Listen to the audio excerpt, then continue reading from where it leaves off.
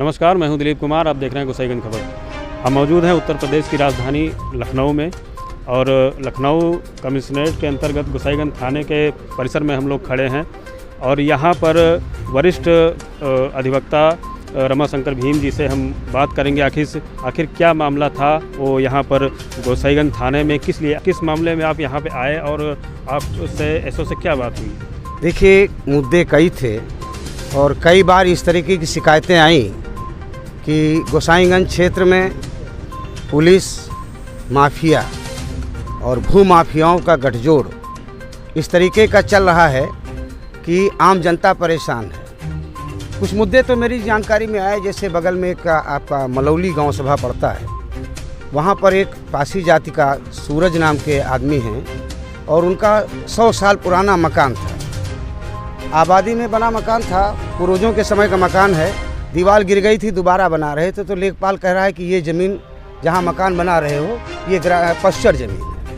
और पश्चर ज़मीन में सूरज के मकान के चारों तरफ कम से कम 3 दर्जन मकान बने हुए हैं, लेकिन वो पश्चर में नहीं है। लेखपाल ने 1 लाख रुपया मांगा और जब उन्होंने, कौन लेखपाल?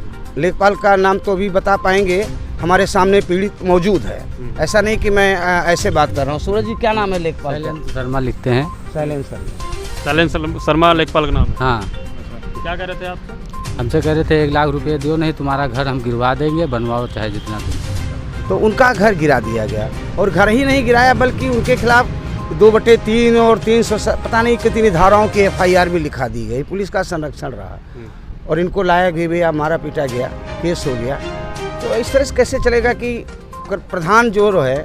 अच्छा, आप कोई टैक्सी स्टैंड वगैरह को कुछ वार्ता कर रहे थे? जी बेशक मैंने बात किया कि कोई थानेदार कितना भी ईमानदार हो जाए, चाहे कितनी भी ईमानदारी की बात करे, जो टैक्सी स्टैंड हैं, अवैध टैक्सी स्टैंड चलते हैं, 6 सवारी की बजाय 8-8, 10 सवारियां चलती हैं, तो ये कैसे चलती हैं? कोई भी थानेदार, कोई भी। आपको क्या लगता है किसका संरक्षण प्राप्त है? बगैर RTO, बगैर थाने के स्थानीय पुलिस के नहीं चल सकता। मैंने कहा है इंस्पेक्टर से कि चाहे जितना आप ईमानदार हो, लेकिन जैसे दारू का ठेका है, जब देर तक चलेगा, अंधेरे में रात तक दारू बिकेगी तो पुलिस संरक्षण के बगैर नहीं हो सकता। मतलब आप ईमानदार होते हुए भी बेईमानी कहीं न कहीं से झलक जाती है। अभी तो ये देखने को मिल रहा है कि कपेरा मदारपुर में एक प्रधान जी हैं, जसवंत, उनकी पत्नी है प्रधान, और जसवंत सिंह जी।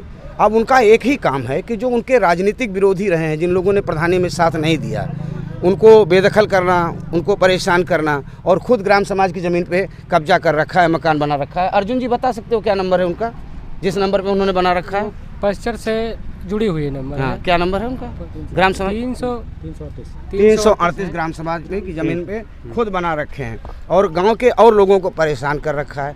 तो इस तरीके की यानी कि तमाम जो जन समस्याएं हैं, प्रमुख गोसाईगंज थाने के अंतर्गत जो तमाम गांव आते हैं, उनमें जो भी लोग परेशान हैं, जो आम जनमानस की जो समस्याएं हैं, रमाशंकर भीम के द्वारा जो है, जो थाना प्रभारी हैं दीपक पांडे जी, उनको अवगत कराया गया है। बाकी 15 तारीख के बाद एसओ साहब ने ये आश्वासन दिया है कि आपकी सभी जो है जो शिकायतें हैं उन पर हम गौर करेंगे और उन पे जो है उनका निराकरण किया जाएगा। देखिए, एक बात हम आपसे संक्षेप में कह दें, बहुत शार्ट में आपके माध्यम से बताना चाहते हैं कि 1983 से और 1993 तक हमारा इस क्षेत्र में संघर्षों का इतिहास रहा है। हम लोग भारतीय दलित पैंथर नामक संगठन से जुड़े रहे हैं और उसके नाम से एक ज़माने में तूती कांपती थी। अब हमारा शौक़ नहीं है, एक आपके चैनल के माध्यम से एक बात बहुत स्पष्ट कर दें कि मैं इस विधानसभा से किसी भी प्रकार का कोई चुनाव लड़ने नहीं जा रहा हूं, लेकिन ये सामाजिक मुद्दे हैं। अगर कहीं से भी करप्शन होगा, कहीं से भी हमारे लोग प्रताड़ित होंगे, कहीं से लोगों के साथ अन्याय होगा, कहीं से लगेगा कि पुलिस मनमानी करेगी, तो फिर हम लोग भी चुपचाप नहीं बैठेंगे। जो लोकतंत्र में तरीका है, 15 तारीख को आपने कहा है इंस्पेक्टर साहब ने, प्रभारी महोदय दीपक पांडे साहब ने, कि 15 के बाद आइएगा। हम 15 के बाद आएंगे और मुद्दे ले करके आएंगे, लिखित में मुद्दे लेके आएंगे और उन्हें देंगे, और उनका समाधान नहीं होता है तो इनकी 15 है तो उसके बाद की 15 हमारी होगी। फिर हम इसी थाने पर यहाँ से लेके, सड़क से लेके थाने तक को घेरेंगे हमारा धरना। कॉन्फिडेंस के साथ बोलते हैं कि ऐसा नहीं होगा, तो मुझे यकीन लगता है कि शायद वो अपने बात पे कायम रह पाएंगे और अपने स्टाफ पे नियंत्रण रख के ऐसा काम करेंगे कि पुलिस की छवि अच्छी हो। और अगर नहीं होगी तो आंदोलन तो तय है, डेमोक्रेसी है, लोकतंत्र है, लोकतंत्र में यही सब तो होता है, विरोध। और जब लोकतंत्र में जब हम करेंगे, आपके सबके माध्यम से बता दें, जब हम करेंगे तो सामाजिक न्याय महासभा का नहीं होगा, पासी समाज एका मोर्चा का नहीं होगा, दलित पैंथर का नहीं होगा। जब हम ऑर्गेनाइज करेंगे तो सर्वदलीय सभी सामाजिक संगठनों का, सभी राजनीतिक दलों का संयुक्त धरना प्रदर्शन और आंदोलन होगा। ये हमसे घोषणा करते हैं। 15 तारीख को हम मुद्दों सहित आएंगे, लिखित में मुद्दे इंस्पेक्टर साहब को देंगे, दीपक पांडे साहब को, और उनसे भी चाहेंगे कि 15 दिन का उनका उन्होंने कहा है 15 तारीख को, फिर 1 सप्ताह में वो समस्या का समाधान करें, और नहीं तो आंदोलन तय है। तो स्पष्ट उन्होंने कहा कि इतना बड़ा स्टाफ है, कहीं न कहीं मिस्टेक कभी कभी हो सकती है, तो जो भी समस्या उनके संज्ञान में आएगी उसका निराकरण किया जाएगा। और उन्होंने कहा कि आज वो थोड़ा सा क्रिकेट में व्यस्त हैं, इकाना में क्रिकेट हो रहा है, उनको जाना भी था जल्दी में, तो 15 फरवरी के बाद उन्होंने कहा कि आइए और पूरे मुद्दे रखिए और जो भी समस्याएं हैं हल की जाएंगी। ठीक, ये पूरा लोकतंत्र आश्वासन पे टिका है, पूरा लोकतंत्र जो है आश्वासन पे टिका है।